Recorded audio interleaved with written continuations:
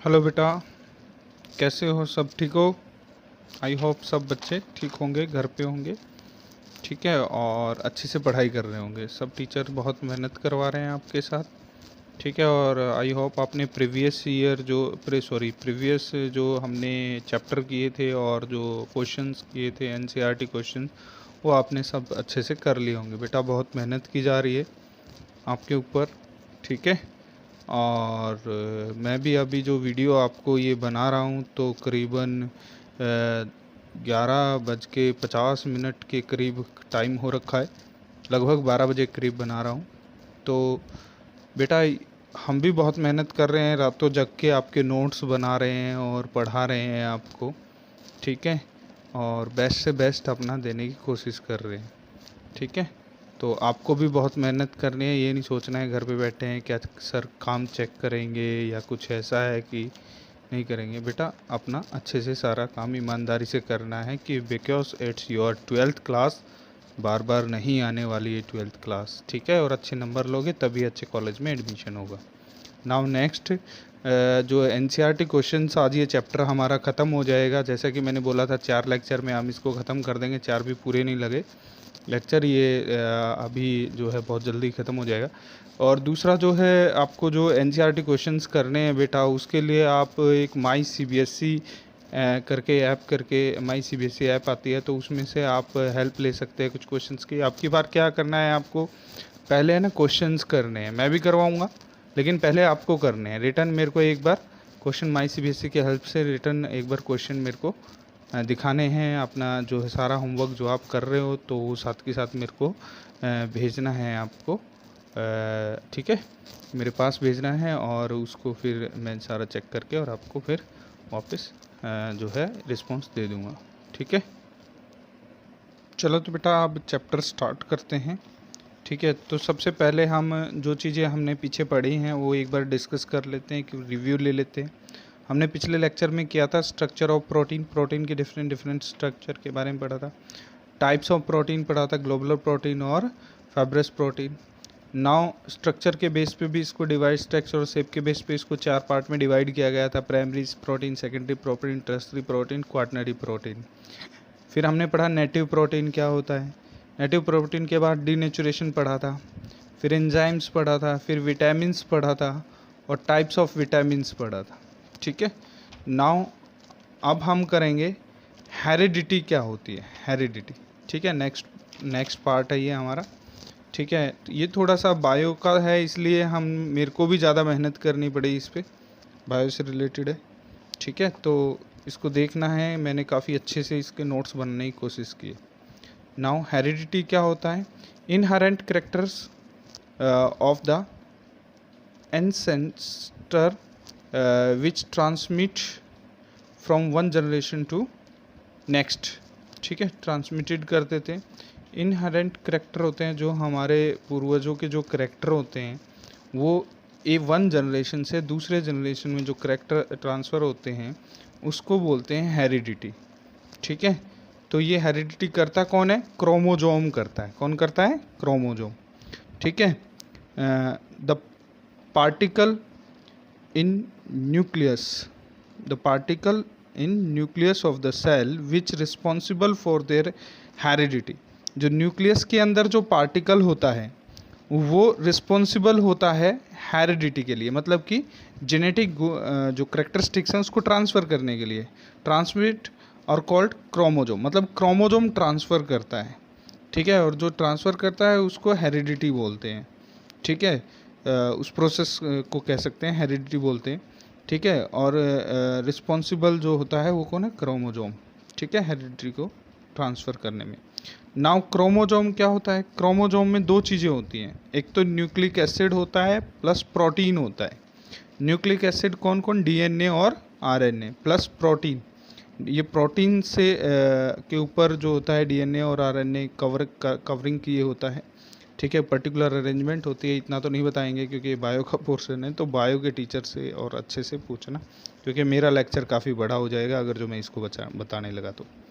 Now nucleic acid क्या होता है, ठीक है, सब समझ में आया। हेरिडिटी क्या होता है, क्रोमोजोम क्या होता है, सब समझ में आ गया, ठीक है। क्रोमोजोम होता है द पार्टिकल, ये न्यूक्लियस के अंदर पार्टिकल होता है जो हेरिडिटी के लिए रिस्पॉन्सिबल होता है, उसे क्रोमोजोम कहते हैं। क्रोमोजोम में क्या होता है आपका डीएनए आरएनए मतलब न्यूक्लिक एसिड प्लस प्रोटीन होता है। न्यूक्लिक एसिड क्या होता है? अब न्यूक्लिक एसिड मतलब ये वाला है, ये क्या है? ये अगर जो क्रोमोजोम में से मैं प्रोटीन हटा दूँ तो क्या हो जाएगा? न्यूक्लिक एसिड बच जाएगा। ठीक है, तो यही बात यहाँ पे लिखी है, except there a protein remaining portion of the chromosome is called nucleic acid. मतलब इसको, ये क्रोमोजोम में दोनों होते हैं, ये हटा दिया क्रोमोजोम से, ये हटा दिया तो ये बचेगा न्यूक्लिक एसिड, ये चीज़ बता रखी है। ठीक है, नाउ नेक्स्ट है हमारा, नेक्स्ट आ जाता है बेटा chemical composition of nucleic acid. Nucleic acid की केमिकल कंपोजिशन क्या होती है? मैं थोड़ा सा इसको बताने से पहले इसकी स्ट्रक्चर पे ले जाता हूँ सीधा। ये न्यूक्लिक एसिड की स्ट्रक्चर है। ठीक है, न्यूक्लिक एसिड जो होता है वो न्यूक्लियोटाइड से बनता है। किससे बनता है? न्यूक्लियोटाइड से। और न्यूक्लियोटाइड के अंदर क्या क्या चीज़ें होती हैं? ये शुगर वाला पोर्शन होता है, ये शुगर पोर्शन होता है, ये बेस होता है इसके अंदर। बेस अलग अलग बेस होते हैं, ये ऊपर मैं बेस बताऊंगा कौन कौन से, एडेनिन, ग्वानिन, ठीक है, साइटोसिन, थाइमाइन, यूरेसिन, ये बेस होते हैं इसके अंदर।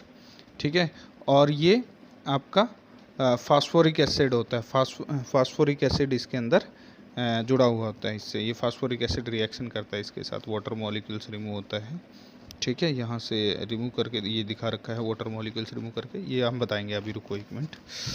तो ये तो आपको पता चल गया। आप देखो इसमें क्या कह रहा है, व्हेन देयर एक complete hydrolysis of DNA, DNA की कंप्लीट हाइड्रोलाइसिस करते हैं, एंड आरएनए देन प्रोड्यूस, तो क्या प्रोड्यूस होता है हमारा? कंप्लीट कर देंगे तो पेंटोन शुगर मिलता है हमें, फॉस्फोरिक एसिड मिलता है हमें, और nitrogen based, nitrogen containing heterocyclic compound cold base, और एक बेस मिलता है। 3 चीज़ें मैंने दिखाई थी, इसी से ही बनता है प्रोटीन, और सॉरी प्रोटीन नहीं, न्यूक्लिक एसिड। इसी से ही क्या बनता है? Nucleic acid. और न्यूक्लिक एसिड से क्या बनता है? डीएनए आरएनए, ये डीएनए आरएनए। और डीएनए आरएनए, डीएनए की जब हम हाइड्रोलाइसिस करेंगे तो हमें यही चीज़ मिल के आएगी। जब कंप्लीट हाइड्रोलाइसिस हो जाएगी तो ये सब अलग अलग हो जाएगा, बेस अलग हो जाएगा, शुगर अलग हो जाएगा, और ये फास्फोरिक एसिड अलग हो जाएगा। तो यही बात बता रहा है कि न्यूक्लिक एसिड में ये 3 चीज़ें होती हैं। ठीक है, DNA have beta D2 deoxyribose, इसमें डीऑक्सीराइबोज होता है, डीऑक्सी मतलब कि जिसमें ऑक्सीजन नहीं होगी, डीऑक्सीराइबोज। और इसमें क्या है? बीटा डी राइबोज, राइबोज इसमें ऑक्सीजन होगी, जैसे इसमें है। ये है राइबोज की स्ट्रक्चर है, ये किसकी स्ट्रक्चर? राइबोज की। ठीक है, तो बेटा राइबोज की स्ट्रक्चर में ये हमारा होता है शुगर, शुगर वाला कंपाउंड, ये शुगर होता है। ठीक है, यहाँ पे जो है हमारा ये OH होता है, ये H, ये कुछ आपको स्ट्रक्चर हमने पीछे बनाई थी। ये किसकी स्ट्रक्चर से? फ्रक्टोज जैसी स्ट्रक्चर है ये। ठीक है, राइबोज की। ठीक है, ये OH हो गया, ये H हो गया, और ये हमारा ये आ गया फ्रक्टोज में थोड़ा सा यहाँ पे H था, ऊपर OH था, इस तरीके से ट्रांसफ़र कर रखा था, लेकिन यहाँ दोनों ही OH है राइबोज में। ठीक है, और दूसरा जो है यहाँ पे CH3OH है, ये किसकी है? राइबोज की। अब ये जो सेकंड कार्बन है, ये आपका फर्स्ट कार्बन है, ये आपका सेकंड कार्बन, सेकंड कार्बन के OH से ऑक्सीजन हटा दी तो डीऑक्सी हो गया। देखो ये ऑक्सीजन हट गई, तो इसे ही बोला है बीटा डीऑक्सीराइबोज। ठीक है, ये किस में होता है? डीएनए में होता है, ये किस में होता है? आरएनए में होता है। ये थोड़ा सा डिफरेंस होता है इनके अंदर, जो शुगर कंपोनेंट ले रहे थे हम। फिर क्या कह रहा है? डीएनए कंटेन 4 बेस, डीएनए के अंदर 4 बेस होते हैं। ठीक है, देखो बेटा मेनली बेस जो होते हैं डीएनए आरएनए में, इन 5 में से होता है। ये फर्स्ट 4 जो दिख रहे हैं आपको, ये डीएनए के अंदर होते हैं, first 4, adenine, guanine, cytosine, thymine, ये डीएनए के अंदर होते हैं। आरएनए के अंदर क्या होता है? ये थाइमाइन नहीं होता है, थाइमाइन नहीं होगा आरएनए के अंदर। क्या होगा? थाइमाइन की जगह यूरासिल हो जाएगा। बस इतना सा डिफरेंस है, यही बात यहाँ बताई गई है। DNA contain a 4 base, that is adenine, guanine, cytosine, thymine. ठीक है, आरएनए में थाइमाइन की जगह क्या आ जाएगा? यूरासिल आ जाएगा। फर्स्ट 3 सेम रहेंगे जो उसमें थे हमारे डीएनए के अंदर। नाउ नेक्स्ट है, ये स्ट्रक्चर है बेटा, इन स्ट्रक्चर को एक बार देख लेना, बना लेना अच्छे से। ठीक है। इसका थोड़ा सा ट्रिक आपको मैं बताऊं तो वैसे आपके काम की नहीं है, वो हायर जब बायो के में जाओगे तभी काम का है, आपके काम का तो है नहीं। इसमें क्या होता है, ये ओड नंबर पे होता है आपका नाइट्रोजन। इस स्ट्रक्चर को मैं बनाऊं तो आपको बना के देखोगे, देखो यहाँ से आप 1 स्टार्ट करते हो, ये रहा 1, ये 1 स्टार्ट किया यहाँ से, तो 1 2 3, 3 पे ओड पे आ गया नाइट्रोजन, 4 5 5 पे आ गया नाइट्रोजन, 6 7 7 पे नाइट्रोजन आ गया, 8 9 9 पे नाइट्रोजन मतलब ओड नंबर पे आएगा ये आपका, ठीक है। और यहाँ पे भी चेन में ओड नंबर पे ही आएगा। यहाँ से 1 स्टार्ट, जहाँ से स्टार्ट करा वहीं से करना है। 1 2 3, 3 पे आ गया, 3 ओड नंबर होता है, ठीक है।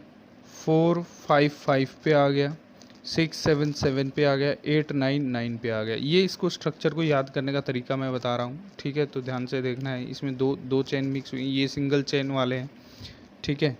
तो इसमें भी क्या होगा, इसमें भी ओड पे आएगा। यहाँ से 1 स्टार्ट करोगे, 1 2 3, 3 पे आ गया, और 4 5 5 पे आ गया, 6 आगे 7 है ही नहीं तो वो आएगा ही नहीं नाइट्रोजन। ऐसे ही इन पे भी मैंने बना के दिखा रखा है, तो ध्यान से देख लीजिएगा, ठीक है। नाउ ये मैंने बता ही दिया था बेटा, structure of nucleic acid. Nucleic acid में 3 चीज़ें होती हैं आपका, ये होता है, ये होता है, ये आया कहाँ से, ये फास्फोरिक एसिड आया कहाँ से, यहाँ से। ये हमने इसके साथ जो ये न्यूक्लियोसाइड था, ये न्यूक्लियोसाइड कहाँ पढ़ा था हमने, ये पीछे पढ़ा था, ये रहा न्यूक्लियोसाइड, ये किस्म से।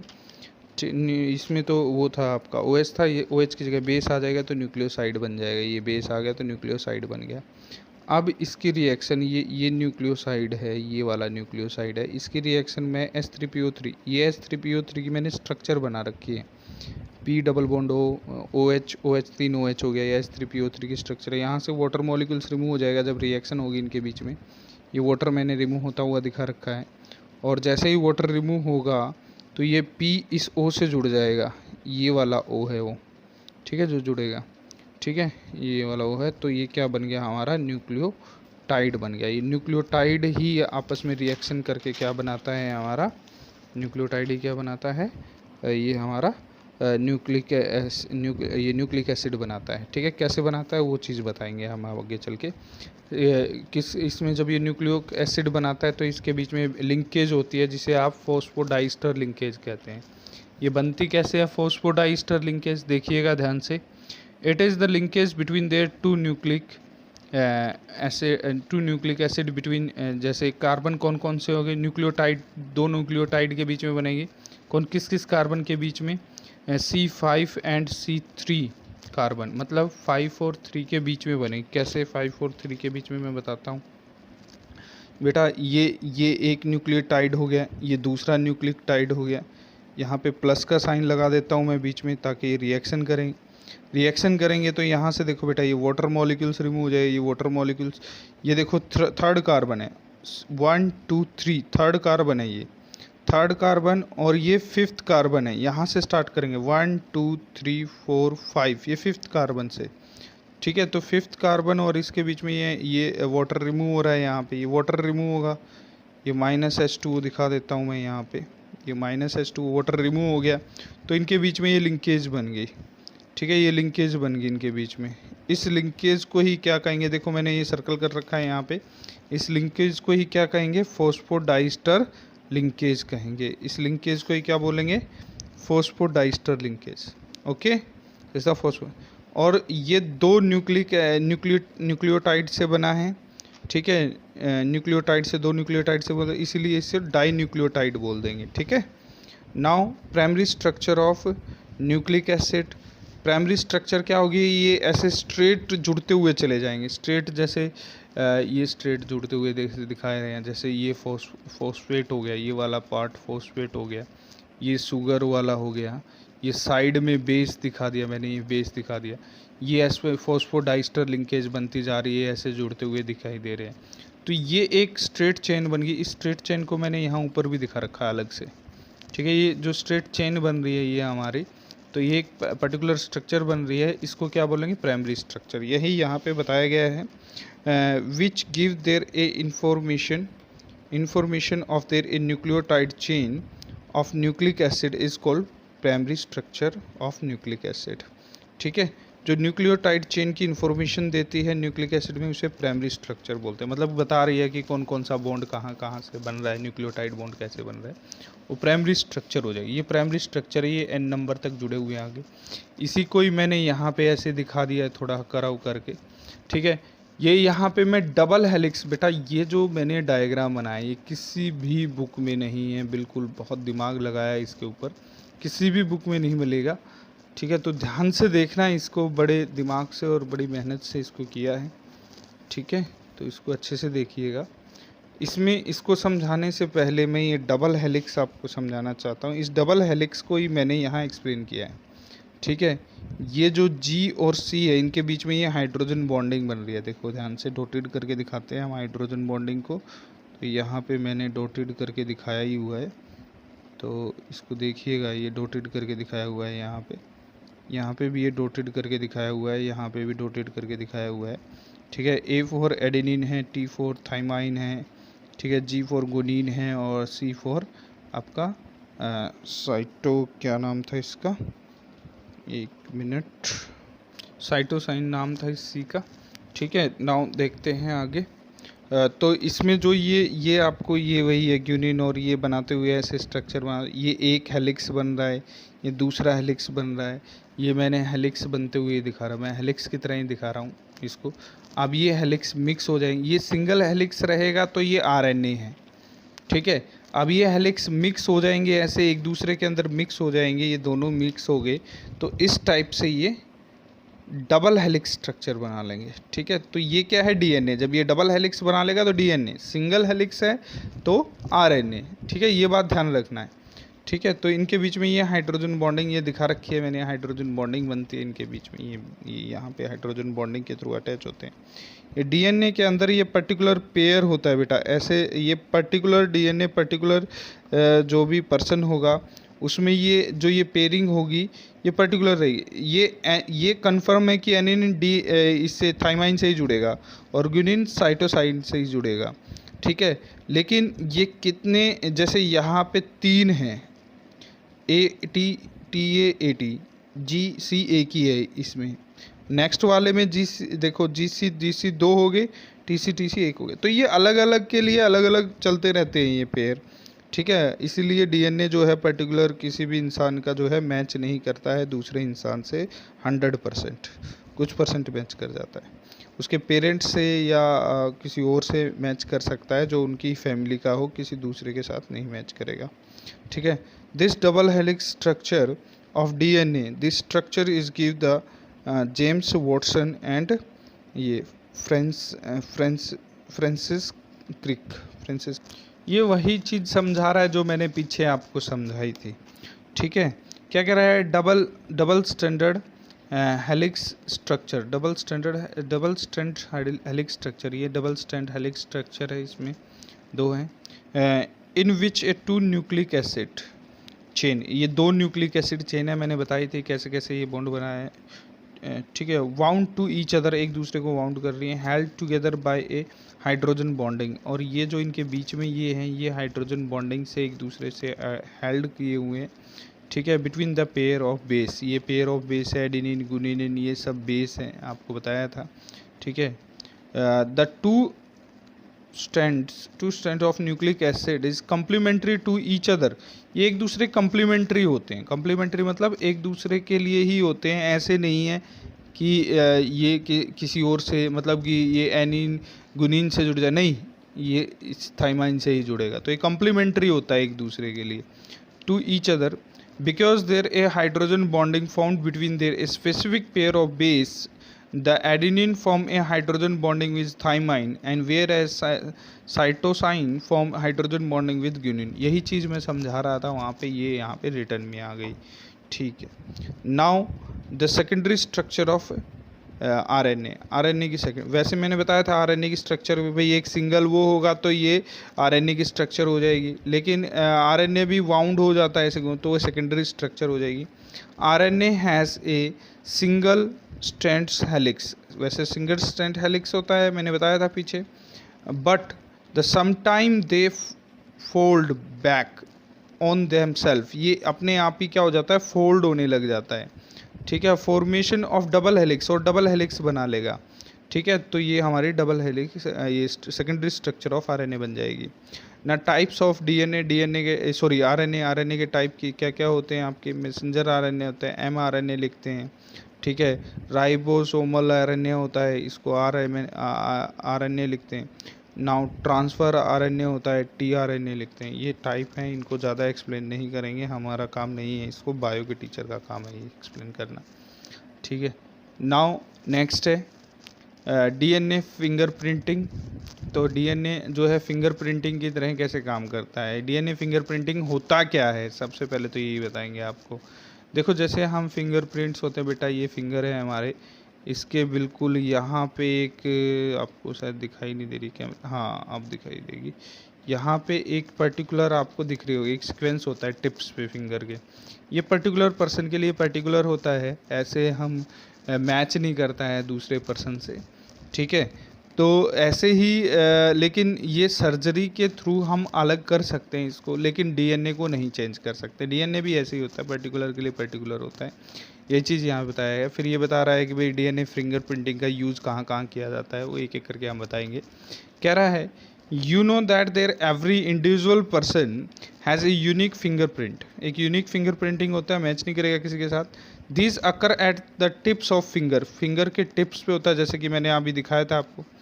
ठीक है, have been using for a identify for long time, ये आइडेंटिफाई करने के लिए काम आता है लॉन्ग टाइम में। But these can be change by surgery, इसको हम सर्जरी के द्वारा चेंज कर सकते हैं फिंगर प्रिंटिंग को। ठीक है, ठीक है।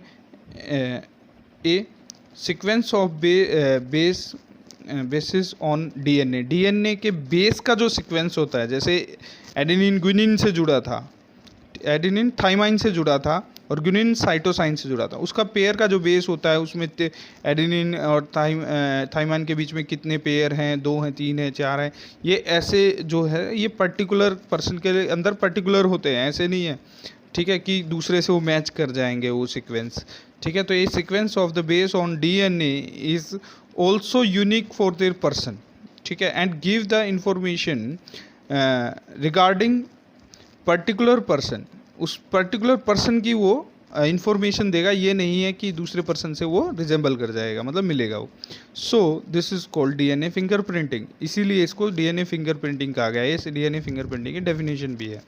ठीक है, it can not be change by the surgery, इसको सर्जरी के थ्रू चेंज नहीं कर सकते हम। ठीक है, now use of DNA fingerprinting, कहाँ कहाँ इसका यूज़ होता है डीएनए फिंगरप्रिंट का। ठीक है, in the forensic laboratory for their identify the criminal, criminal का कोई भी सबूत हमें मिल जाता है, ब्लड मिल जाता है या उसका जो है हेयर मिल जाता है या कुछ भी मिल जाए, उससे हम उसको पता कर सकते हैं भाई वो पर्टिकुलर टाइम पे वहाँ प्रेजेंट था उस जगह पे या नहीं था। To determine the paternity of an individual. ठीक है, पैटर्निटी मतलब कि टू डिटरमाइन द पैटर्निटी मतलब कि हम पेरेंट्स के जो गुण हैं वो आ रहे हैं, वो डिटरमाइन कर सकते हैं कि भाई कितना पेरेंट्स के गुण इसमें आ रहे हैं। To identify the death body in any accident by there a comparing the DNA of parents और चाइल्ड, मतलब किसी का एक्सीडेंट हो गया जैसे, तो उसके पेरेंट्स या चाइल्ड कोई आता है दावा करता है कि ये मेरा पेरेंट्स था या मेरा बच्चा था, तो उसके डीएनए को हम मैच करके बता सकते हैं हाँ भाई ये इन्हीं का ही है। तो नेक्स्ट है for identify racial group to rewrite biological evolution, मतलब किस ग्रुप का वो पर्सन है उसको कैसे कैसे हम इम्प्रूव कर सकते हैं, वो सब बातें हैं इसके अंदर। ठीक है, नाउ नेक्स्ट टॉपिक है अपना biological function of nucleic acid. Biological function क्या होता है न्यूक्लिक एसिड का। ठीक है, न्यूक्लिक एसिड आप जान चुके हो क्या होता है, न्यूक्लिक एसिड आरएनए डीएनए वगैरह होता है, तो उनका फंक्शन क्या होता है, बायोलॉजिकल फंक्शन क्या होता है, हमारी बॉडी में क्या फंक्शन होता है। DNA reserve that genetic information and heredity, जो भी जेनेटिक इन्फॉर्मेशन है भाई वो किस ग्रुप का है या जेनेटिक इन्फॉर्मेशन है भाई रिजेंबलेंस है, जो पेरेंट्स के जो गुण आते हैं आपके अंदर जो हेरिडिटी आती है उसको क्या करता है, उसको रिजर्व करके रखता है। DNA maintaining the identity of different specific organism over millions of year.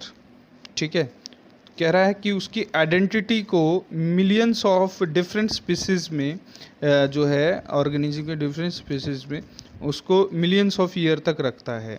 ठीक है, मतलब कि किस मिलियंस ऑफ कई जो कईयों के अंदर किसी दादाजी के गुण आ जाते हैं, उससे फिर दादाजी के पिताजी के या उसके दादाजी के भी गुण आपस में आ जाते हैं उसके अंदर, पर्टिकुलर चाइल्ड के अंदर। तो मिलियन ऑफ ईयर तक डीएनए जो है वो रिजर्व करके रखता है उस।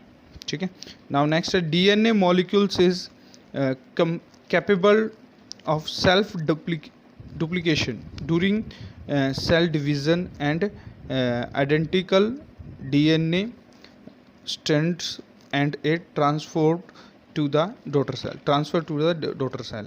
ये कह रहा है, तो यहाँ पे मीनिंग ये है बेटा, जब सेल डिवीज़न होता है तो सेल डिवीज़न होता है या तो वो अपने क्या आप क्या करना है, डुप्लीकेशन कर लेने लगता है, मतलब एक नया वो बनाने लग जाता। तो आइडेंटिकल डीएनए स्ट्रैंड, एक आइडेंटिकल डीएनए बन जाता है, एक पर्टिकुलर टाइप का डीएनए बन जाता है। ठीक है, और वो ट्रांसफ़र कर देता है डॉटर सेल के अंदर, मतलब एक नया डीएनए बन के वो डीएनए के अंदर ये खासियत होती है।